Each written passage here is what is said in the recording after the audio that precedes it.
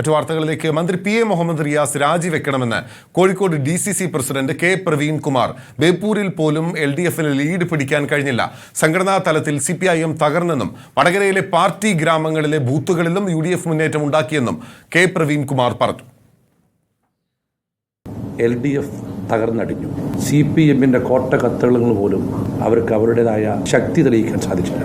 UDFന്റെയും കോൺഗ്രസിന്റെയും ബൂത്ത് ഏജന്റിൽ ഇരിക്കാൻ സാധിക്കാത്ത ബൂത്തുകളിൽ പോലും ഇത്തവണ UDF ലീഡ് ചെയ്തു. കോഴിക്കോട് ജില്ലയിലെ 13 അസംബ്ലി മണ്ഡലങ്ങളിലും വ്യക്തമായ ലീഡാണ് UDF സ്ത്രീകൾ. 2 മന്ത്രിമാരുടെ മണ്ഡലങ്ങൾ തോറ്റിരിക്കുന്നു. മാത്രവുമല്ല, അവരുടെ സംഘടനാപരമായ അടിത്തറ തകർന്നു എന്ന രീതിയിലാണ് ഈ ഫലം വെളിവാക്കുന്നത്. മന്ത്രി റിയാസ് സത്യം പറഞ്ഞാൽ ഇപ്പം രാജിവെക്കുകയാണ് വേണ്ടത്. കാരണം അദ്ദേഹത്തിനായിരുന്നു കോഴിക്കോട്ടെയും വടകരയുടെയും തെരഞ്ഞെടുപ്പ് ഉത്തരവാദിത്തം പറയുന്നത്. അദ്ദേഹത്തിൻ്റെ മണ്ഡലത്തിൽ പോലും സ്വന്തം പാർട്ടി സ്ഥാനാർത്ഥിക്ക് ലീഡ് കൊടുക്കാൻ വേണ്ടി സാധിച്ചില്ല എന്നുള്ളത് ഇപ്പോൾ അദ്ദേഹത്തിന് വിടുന്നു.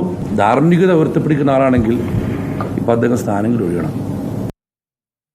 സിനോജ് തോമസാണ് വിവരങ്ങളുമായി ചേരുന്നത് കോഴിക്കോട് നിന്ന്. സിനോജ്, കോഴിക്കോട് DCCയെ സംബന്ധിച്ച് വലിയ വിജയമാണ് ഉണ്ടായിരിക്കുന്നത്. അഭിമാന പോരാട്ടം നടന്ന വടകരയിൽ 1 ലക്ഷത്തിലധികം വോട്ടിന്റെ ഭൂരിപക്ഷം. ഒപ്പം കോഴിക്കോടും MK രാഘവൻ തുടർച്ചയായ 3ാം തവണയ്ക്ക് ശേഷം 4ാം തവണയും വിജയം ഉറപ്പിച്ചിരിക്കുകയാണ്. മുഹമ്മദ് റിയാസിന്റെ രാജിക്കപ്പുറം മറ്റെന്തൊക്കെ കാര്യങ്ങളാണ് DCC പ്രസിഡന്റ് പ്രവീൺ കുമാർ പറയുന്നത്?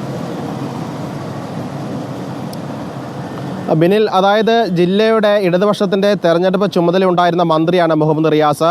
CPM സംസ്ഥാന സെക്രട്ടേറിയറ്റ് അംഗമാണ്. അദ്ദേഹത്തിൻ്റെ മണ്ഡലമായ ബേപ്പൂരിൽ പോലും CPMന്റെ LDF സ്ഥാനാർത്ഥി എളമരം കരീമിനെ ലീഡ് പിടിക്കാൻ വേണ്ടി സാധിച്ചിട്ടില്ല. അതുകൊണ്ടാണ് കോൺഗ്രസ് അങ്ങനെ ഒരു ആവശ്യമായി മുന്നോട്ട് വരുന്നത്. ഈ തെരഞ്ഞെടുപ്പ് ചുമതലയുണ്ടായിരുന്ന മന്ത്രി ധാർമ്മിക ഉത്തരവാദിത്വം കണക്കിലെടുത്ത് രാജിവെക്കണമെന്നൊരു ആവശ്യം രാഷ്ട്രീയപരമായ ഒരു ആവശ്യം ഉന്നയിക്കാൻ കാരണം അതാണ്. കോഴിക്കോട് ജില്ലയിൽ വടകര പാർലമെൻറ്റ് മണ്ഡലവും കോഴിക്കോട് പാർലമെൻറ്റ് മണ്ഡലം, ഇതിൽ 13 നിയമസഭാ മണ്ഡലങ്ങളാണുള്ളത്. ഈ 13 മണ്ഡലങ്ങളിലും UDF സ്ഥാനാർത്ഥികൾ ഷാഫി പറമ്പിൽ MK രാഘവനും വ്യക്തമായ ലീഡ് നേടി. ഒരിടത്ത് പോലും CPMനോ അല്ലെങ്കിൽ ഇടതുപക്ഷത്തിനോ ലീഡ് നേടാൻ വേണ്ടി സാധിച്ചിട്ടില്ല.